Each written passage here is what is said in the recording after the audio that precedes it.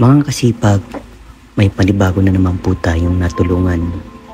Labis akong naawa nang makita ko ang kanyang bahay na sobrang nakakadurog ng puso. At nakilala ko si Tatay Hector na siya ang may-ari nitong bahay. At nasabi ni Tatay Hector na siya ay hindi marunong bumasa at sumulat. Tara mga kalingap, panoorin po natin ang buong bidyong ito.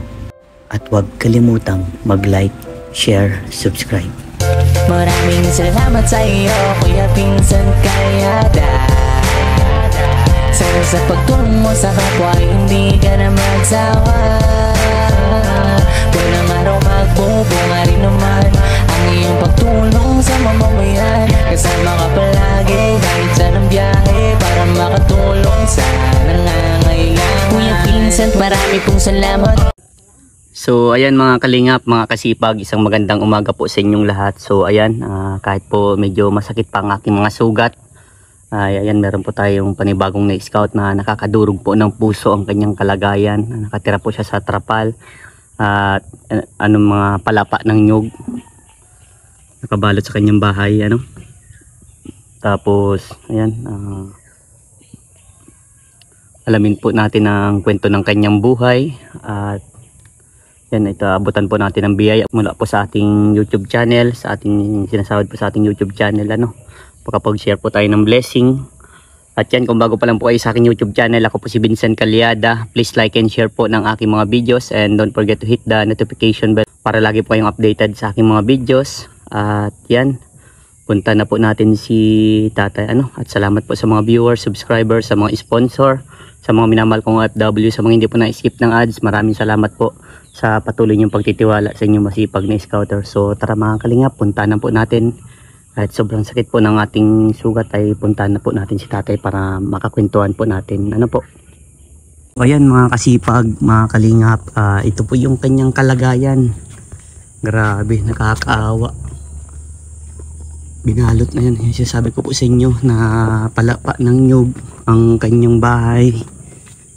Grabe, trapal. Mga pawid-pawid. Grabe, mga kalingap.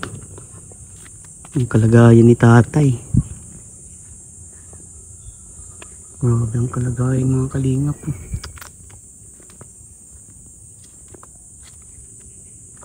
Ako po, kawawa naman. Hindi Tatay si Tatay. Hello po. Ngayon. Magandang umaga po. Ano po? Ay, hello Tay. Oh, kumusta? Magandang umaga po. Magandang umaga rin. Grabe Tatay ang kalagayan mo dyan. Oh, pasensya na at kayo. Wala na akong magulang. May mga kapatid naman ako. Nasa Maynila, yung iba patay na. Grabe. Ang tulugan ko nga, sira-sira na. Lahat yan, nagtutulo na nga. Tutulo na po. Gusto ko lang makabahay-bahay kahit kaunti, kahit ano lang, pa 13 dig ng bahay na. Ayos-ayos naman. Tara Tatay, dito po tayo sa ano po. Grabe mga kasipag, mga kalingap. May upuan ka po dyan Tatay?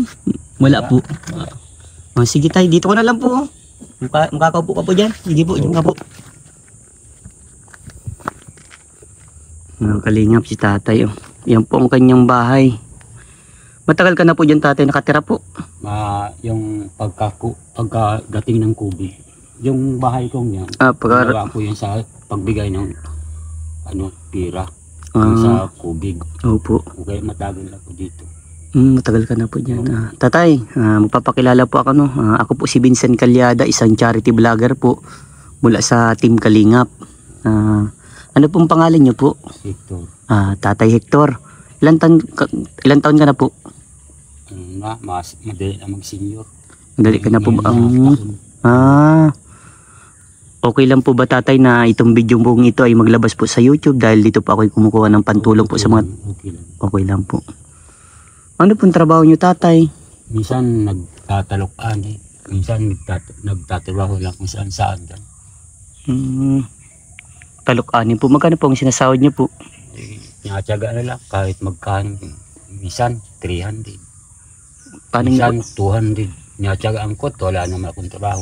Ano po? Paano niyo po napapagkasya po yun? Kasya, pinagkakasya ko lang at wala akong natulong sa akin.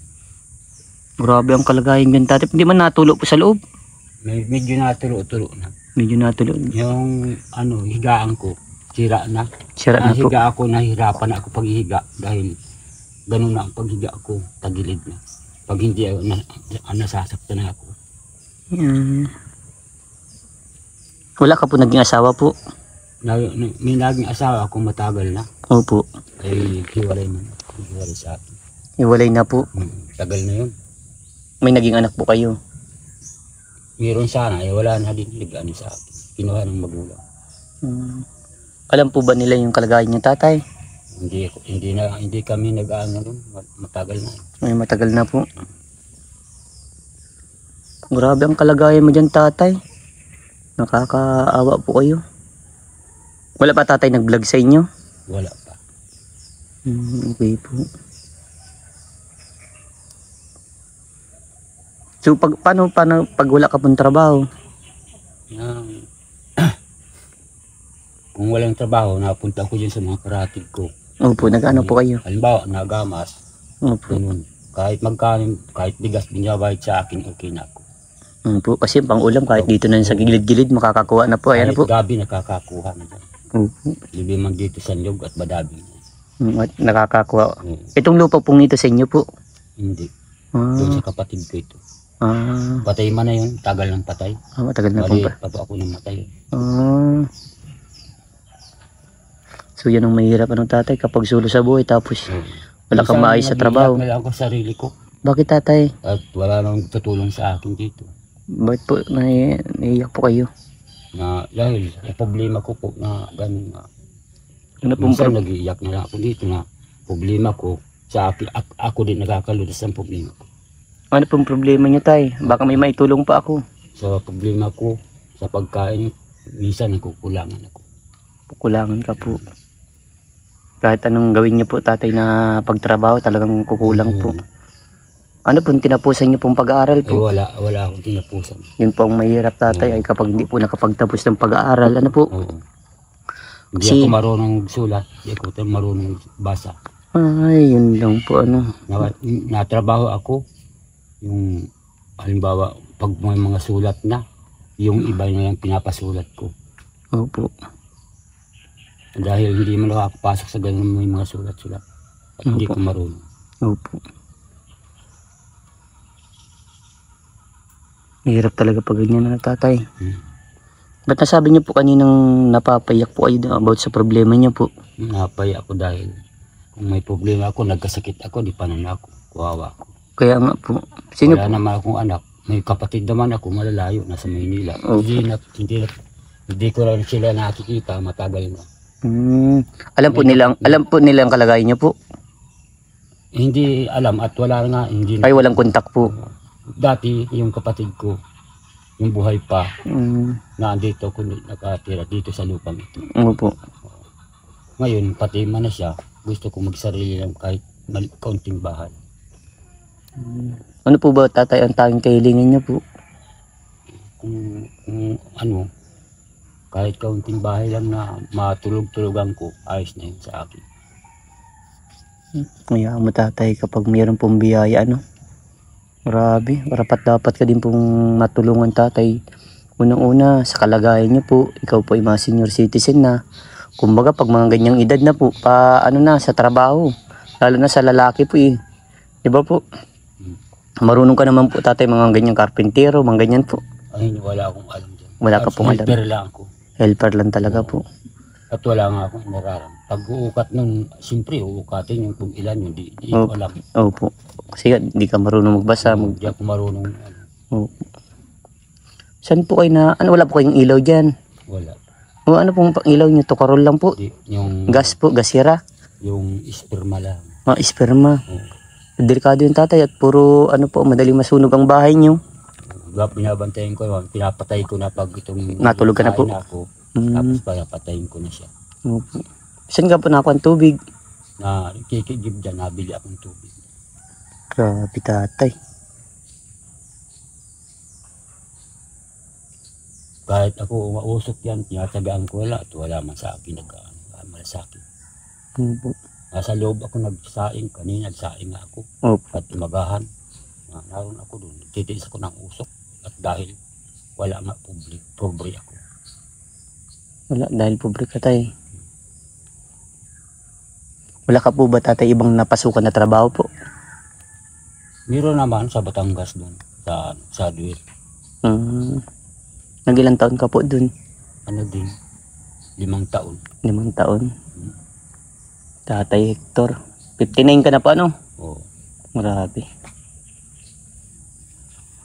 5 taon ka po pala dun? Wala ka pong nakuha mga pera, mga ganun? Wala. Ngayon nakuha ko yung pagkano bagay yung 1.5. Sa pagkain ko lang at di man yung pagkain, siyempre maubos yun sa ganitong buhay na. Opo.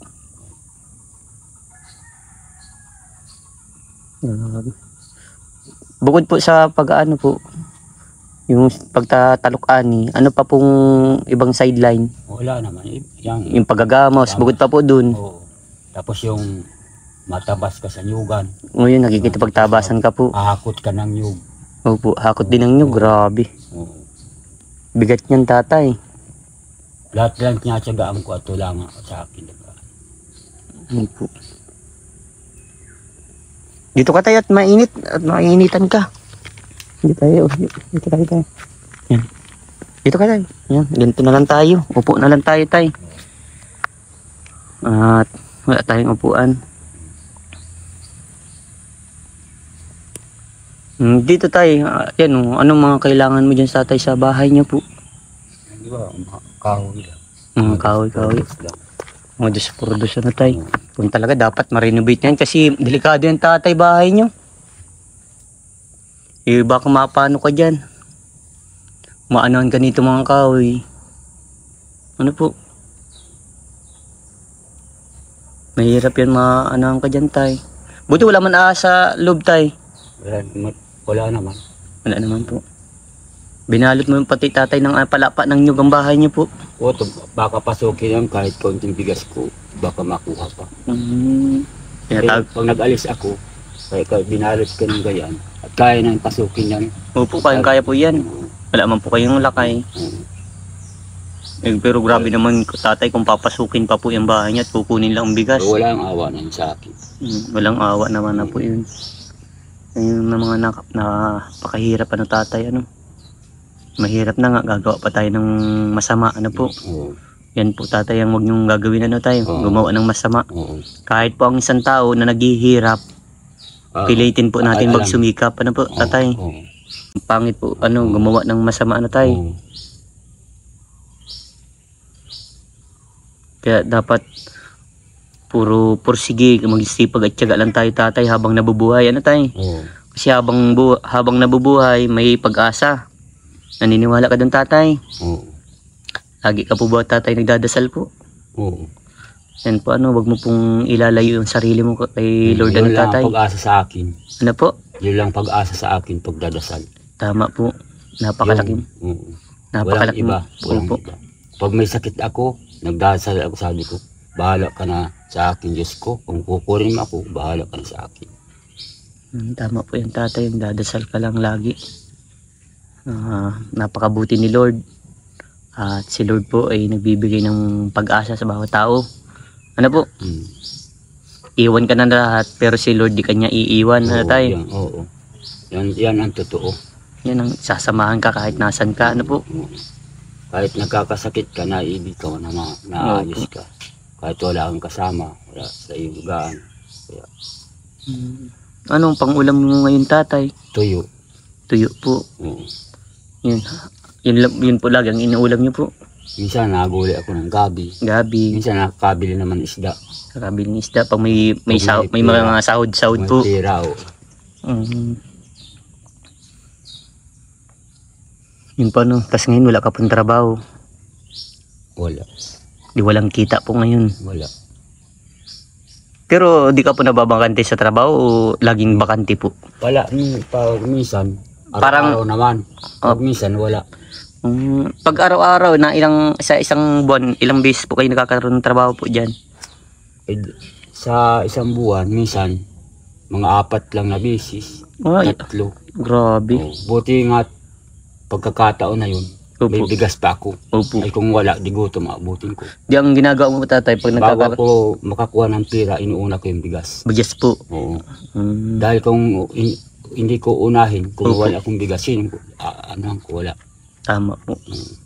Kasi mas maganda talaga unahin talagang bigas ay ano po. natural. Sa pangulam-ulam, dali lang Nakukuha mag-diskarte. na No? lang, nakukuha na lang yan. Mm. Kahit gulay-gulay na gabi, kahit ano, kahit pako. Opo.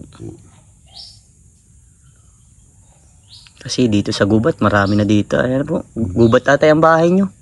Nasa gubat na po. Buti wala man dito mga mababangis na hayop po. Wala. Wala man dito. Wala man po. Hmm. At medyo abot-abot na ng tao. Ayan na po. Hindi nyo po tatay nasubukan mag-asawa ulit po noon. Hindi. Alam mo, pag isang nabigo, wala na sa akin yun. Mm. Binabaliwala ako na at wala naman pag-asa sa akin at wala man sa akin nagugusto at wala naman akong hanap buhay. Kaya nga po, yun pa mahirap. Ayan na po. Kapag wala ka pong Walang trabaho. hanap buhay, yan ang mahirap. Siyempre maasawa ka kung wala ka namang hanap buhay. Paano na? Opo. Paano na ang buhay-buhay ninyo yan? Siya nga po.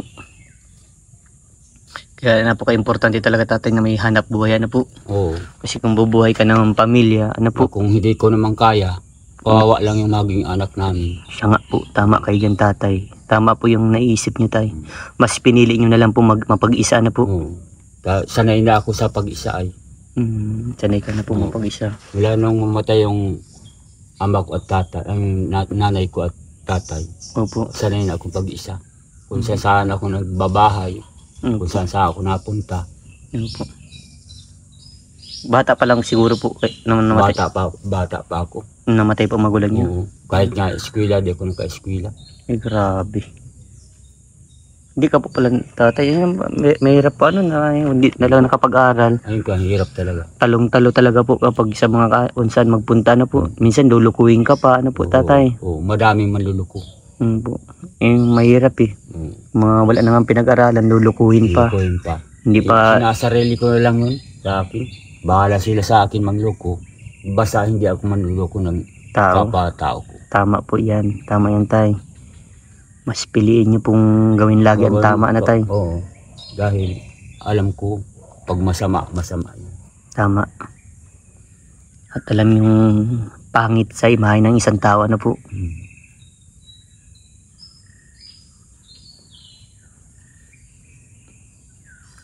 So ngayon dito tayo, pag wala ka pong trabaho, ano pong ginagawa nyo dito? Ngayon, pag walang trabaho, kinakain naman, minsan tulog. Ganyan. Tulog po, wala po kayong pinaglilibangan, ganyan. Pag nakakuha ko ang gatong yan. Yung pag ginagawa nyo pag walang trabaho po. Oo. Kaya ang daming stock na gatong tayo, kaya di ka maubusan gatong. Ganun ko lang at kung sakaling mawala akong gatong, mayroon akong gatong. Opo. Kung sakali kung anong nahirapan ako, hindi maputol lang ako, hindi na ako mapunta doon sa nyugan. Opo. Tapos ito, may sugat ako. Saan po? Ito, hindi na Ay, may sugat ka tay. Oo. Ano pong nangyari dyan? Ano yung allergy yan sa simento? Ay, allergy sa simento po. Hmm. Yung nag-ano ka po? Makati. Nag-halo-halo. Oo, ang kati. Lagi mo lang po alcohol, kaya Oo. ano? Oo. Ginagamot ko ito. Ointment tay. Oo. Ginagamot ko ito ng amoxicillin. Tapos ng may langis. At kung hindi ko lalagyan ng langis, Opo. nabiak-biak siyang ganun. Hindi ko nakakalakad. Ganun. Nabiyak-biyak po. Oo. Buti na ayos-ayos na nga. Yung Opo. isang masyado yan. Ako ng malansa. Nakain. Ano po, nasugat lalo yan. Oo. So, Minsan pag sinusap ko ako nito, tulog ako maghapon dahil ako nakakalakad na ganun sugat. ay grabe. Paano pag may ganyan po, pag may sugat ka, paano? Hindi, itiis ko lang lakad-lakad ako. Hindi naman ako. Siyempre, masakit sa katawan ka higa. Di ka man din po niya makapagtrabaho. Oo. Paano po yan yung pangkain niyo po noon pag ganun? Sino po nag-iintindi? Wala po. Mabuti at pagkakataon na yun, meron pa akong bigas. At kung wala na, paano na? Yun nga po. Yun ang mahirap. Buti nga ako, pag nakakuha ng pira, uunahin ko bigas. Tama mo yan, tay. So ayan tay, may aabot po ako no, na pera po. Ito po ay mula po sa aking YouTube channel. Ano? Thank you. Thank you, Lord. Thank you. Ay, niyak si tatay. Bakit po? Tawa mo sa akin, Lord. Tatay? Tay, hanapin mo po. Thank you, Lord. Ito pa po, tay.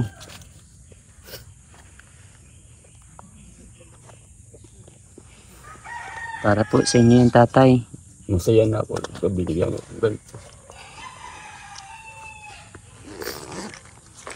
Masaya ka na po, tatay. Makakabili na akong bigas. Salamat. Bakit naiyak ka po, tatay? Naano ko sa sarili ko. Na ano po? Parang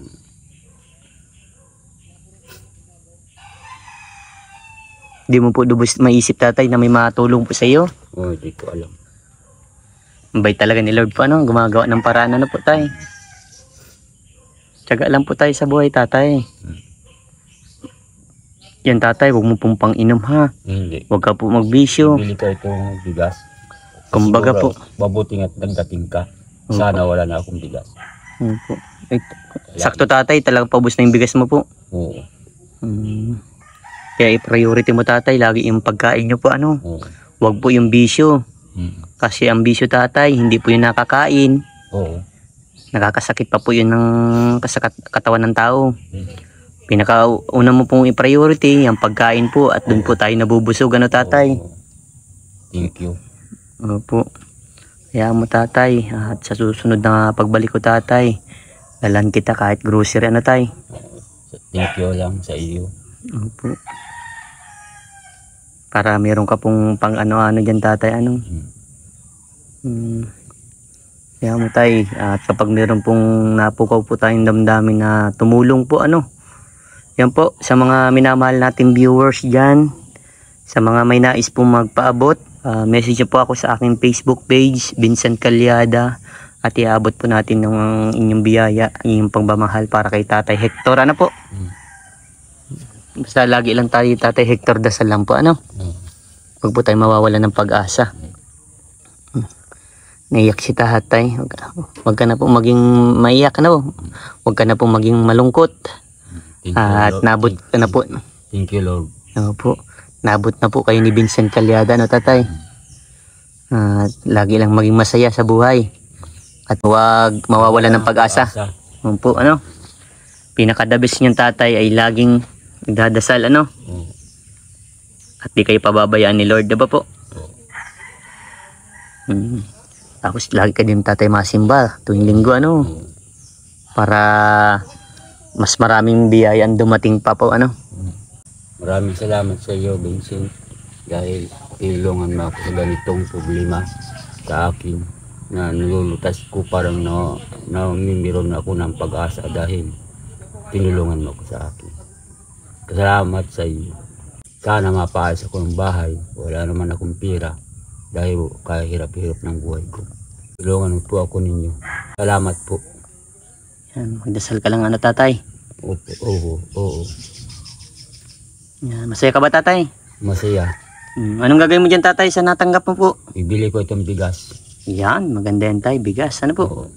Bigas. Pang Buti ulam-ulam. nga at nagdating ka. Ngayon sana wala na akong bigas. Ngayon, thank you. Thank you, Lord. Yan. Sige, tay, at ako aalis na, no? Maraming salamat sa iyo, Vincent, na pinuntahan ako dito.